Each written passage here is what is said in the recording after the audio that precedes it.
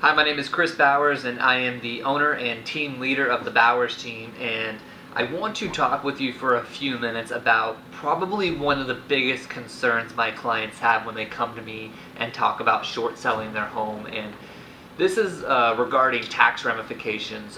What are my tax consequences going to be? Am I going to owe taxes when I short sell my property? And am I going to get a 1099? And yes, you are. You're going to get a 1099 when you short sell your property. But before I go any further, I want to clear up a myth that's out there. And the myth is that, well, if I foreclose on my property, I'm not going to get a 1099. And, that's a common myth. But when you foreclose on your property, you will get a 1099. You'll get a 1099-A. And if you short sell your property, you're going to get a 1099-C.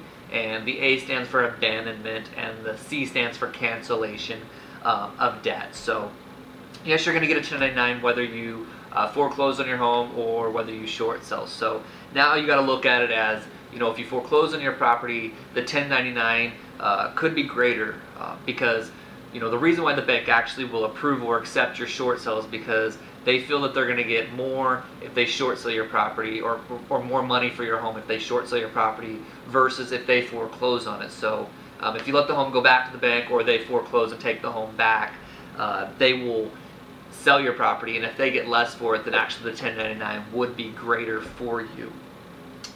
I also want to go over the Mortgage Debt Relief Act of 2007, and might be saying, hey, it's not 2007 anymore. Well, this was brought in by President Bush, and it was actually extended by President Obama, and he extended it until the end of 2012. And just in a nutshell of what the Mortgage Debt Relief Act of 2007 is, it says that, you're not responsible for the taxes on that debt if this was your primary residence, if it was under $2 million, and it was under 2.5 acres of property. So that's just a few of the criteria that we're going to go over right now, but that's pretty much the nutshell of it. So, what I want to go over next is that I am not a tax attorney, and I'm not a CPA or an accountant. So, as a realtor, I can give you general information and I can guide you into the next steps. And what you're going to want to do now is you're going to want to find a tax attorney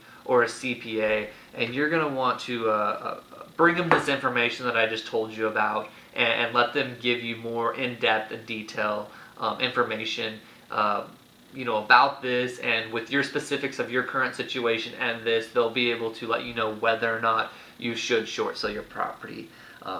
Also, when you go to your CPA, I want you to also talk about Form 982 with the IRS, and this is an insolvency form. So this is a form that you fill out with the IRS that says you are insolvent, meaning that you actually have more debt than you have assets. And when you fill out this form, this could actually clear you from any tax consequences that you may have on the property. But once again, that's something you do want to talk to your CPA about. But, go to them and, get the answers. And so if you don't know of anybody, definitely contact us, and we'll get you a list of people that you can contact, and you can bring this information to them, and they'll also bring you a lot more information that I didn't go over. But below this video, you will see a link that you can read some more about the Mortgage Debt Relief Act of 2007 and get some more information. And once again, just contact us if you want to get a real estate attorney or a CPA or an accountant that can go over your exact situation. So I hope I cleared up a few things for you about the tax consequences and whether or not you're going to get a 1099. If you have any other questions, contact us, and we will be happy to help. Thank you.